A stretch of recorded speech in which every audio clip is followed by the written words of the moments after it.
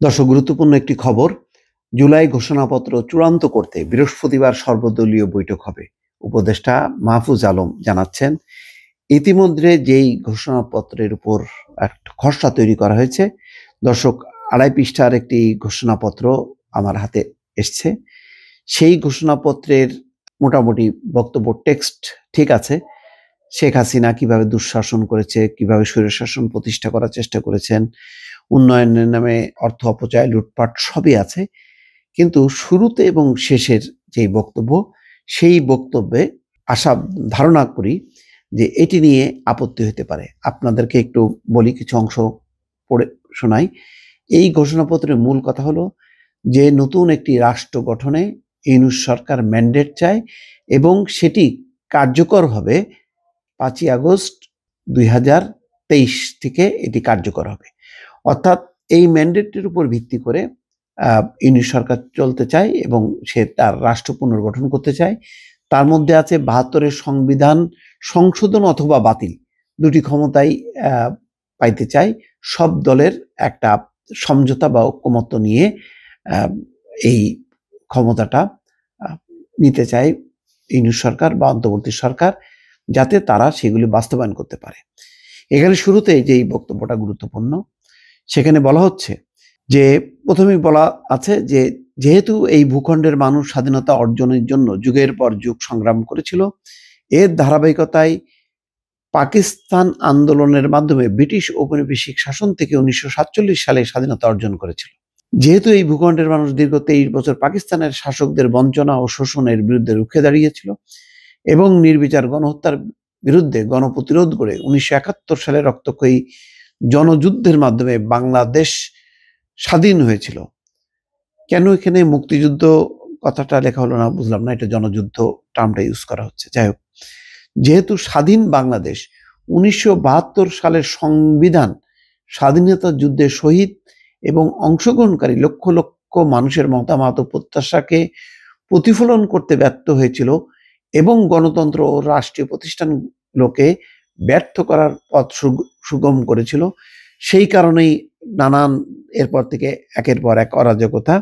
এই কথাটা বলার পর যেটি দাঁড়াচ্ছে, 2.5 পৃষ্ঠার এই ঘোষণাপত্রের শেষের যে অংশ, আমরা এই ঘোষণা করিলাম যে 1972 এবং 1/11 কালে 1/11 কালে রাজনৈতিক বন্দোবস্তের পরিবর্তন ঘটানোর আমাদের একটি নতুন জনতন্ত্র ব্র্যাকেটে রিপাবলিক প্রয়োজন, যা রাষ্ট্রের সকল ধরনের নিপীড়ন, শোষণ, বৈষম্যের অবসান ঘটাবে এবং এদেশের তরুণ সমাজের প্রত্যাশাকে ধারণ করবে। আমরা এই অভিপ্রায় ব্যক্ত করলাম যে এই ঘোষণাপত্রকে উপযুক্ত রাষ্ট্রীয় ও সাংবিধানিক স্বীকৃতি প্রদান করা হবে। অর্থাৎ 24 আগস্টের যেই গণঅভ্যুত্থানের সাথে যারা যুক্ত ছিল প্রত্যেকেরই একটা কনসেনসাস দেবে তারা, যে এর মাধ্যমে এই ঘোষণাপত্রকে স্বীকার করে নিয়ে যাতে রাষ্ট্রীয় এবং সাংবিধানিক স্বীকৃতি প্রদান করা হয়। আমাদের এই ঘোষণাপত্র, এখানে বলা হচ্ছে লাস্ট লাইনটা, আমাদের এই ঘোষণাপত্র 5ই আগস্ট 2024 সাল থেকে কার্যকর বলে ধরে নেওয়া হবে। দর্শক, এর আগে আছে আমরা সুশাসন ও সুষ্ঠু নির্বাচন, ফ্যাসিবাদী ব্যবস্থার পুনরাবৃত্তি রোধ নিশ্চিত করার জন্য অন্তর্বর্তী সরকার প্রয়োজনীয় সংস্কার সম্পন্ন করবে, এই অভিপ্রায় ব্যক্ত করলাম। আমরা ফ্যাসিবাদ ও স্বৈরাচারকে লালন করার দলিল 1972 সালের সংবিধান সংশোধন বা প্রয়োজনে বাতিল করার অভিপ্রায় ব্যক্ত করলাম।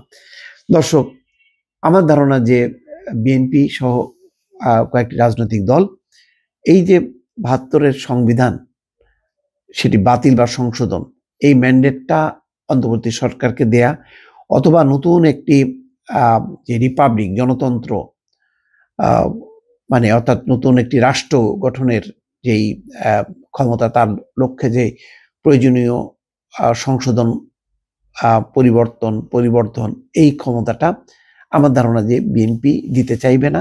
তারা যেটি বলছে, আজকে স্থায়ী কমিটির যেই বৈঠকের খুব তড়িঘড়ি করে স্থায়ী কমিটির বৈঠক হয়েছে এবং সেই বৈঠকের ফলাফলও মির্জা ফখরুল ইসলাম আলমগীর বলেছে পরিষ্কারভাবে যে তারা মনে করে জুলাই আগস্টের মধ্যেই নির্বাচন দরকার। নির্বাচিত সরকার, নির্বাচিত সংসদ পরবর্তী সময়ের বা বর্তমান অভ্যুত্থান, জুলাইয়ের অভ্যুত্থান, ৭১-এর মুক্তিযুদ্ধ, এই চেতনাকে ধারণ করে, লালন করে তারা নতুন সংবিধান প্রণয়ন করবে বা পরিবর্তন করবে, সংশোধন করবে, অথবা যেই রাষ্ট্রের যে সংস্কারের প্রস্তাবগুলো আসছে সেগুলি বাস্তবায়ন করবে।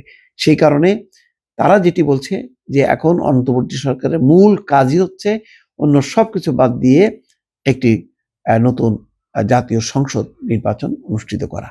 এই পয়েন্টের বাইরে আমার ধারণা যে বিএনপি অন্তর্বর্তী সরকারকে আর কোনো ম্যান্ডেট দিতে চাইবে না।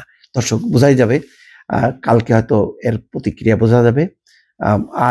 অর্থাৎ আজ বুধবার একটা প্রতিক্রিয়া বোঝা যাবে এবং বৃহস্পতিবার সর্বদলীয় বৈঠকে কি হয়, রাজনৈতিক দলগুলো কি মতামত দেবে, তার হয়তো বিস্তারিত জানা যাবে। দর্শক, ভালো থাকবেন। আল্লাহ হাফেজ।